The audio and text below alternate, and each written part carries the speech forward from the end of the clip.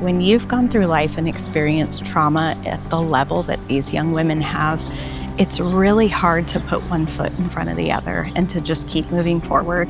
And so what we do here is we bring them in and kind of teach them how to be a good and dependable worker.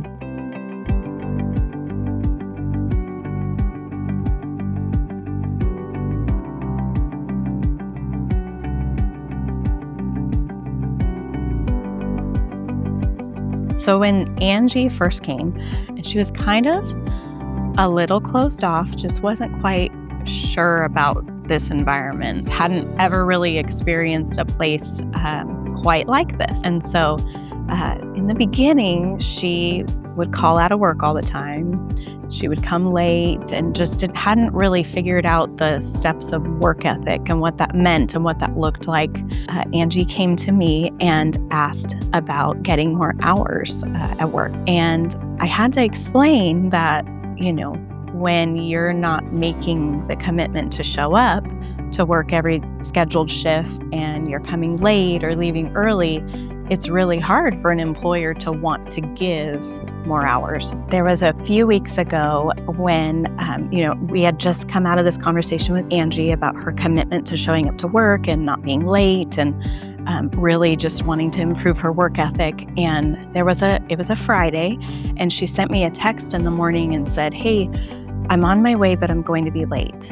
And to be honest, my first reaction was disappointment because I thought, really? And so I just said, "Okay, we'll see you when you get here."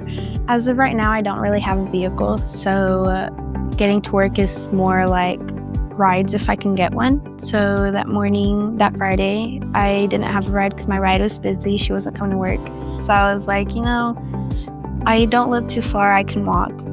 She walked in about 12 minutes late, and I noticed her face was bright red. And I just looked at her and said, what's happening?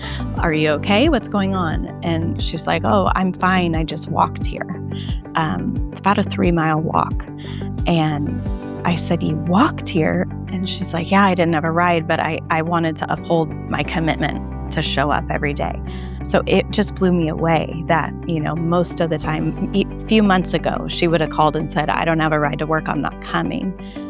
But after these conversations we've been having, she was like, "No, that's not an option anymore. I'm just going to walk." I love all my bosses. I don't tell them enough. It's really important to surround yourself with those kind of people because it makes a difference in your life. Before I started working here, there was a lot that I wouldn't do. Most of the girls here, our bosses and everything, they're all very Christian, very close to God themselves.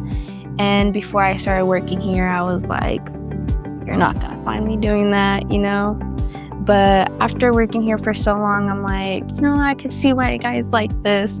Her transformation has given me hope in this whole program, in what we do here.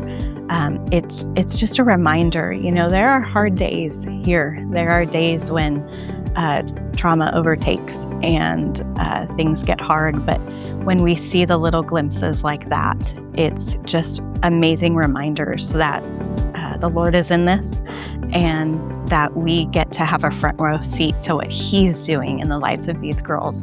So it's invigorating and exciting and just fills me with so much hope for the future.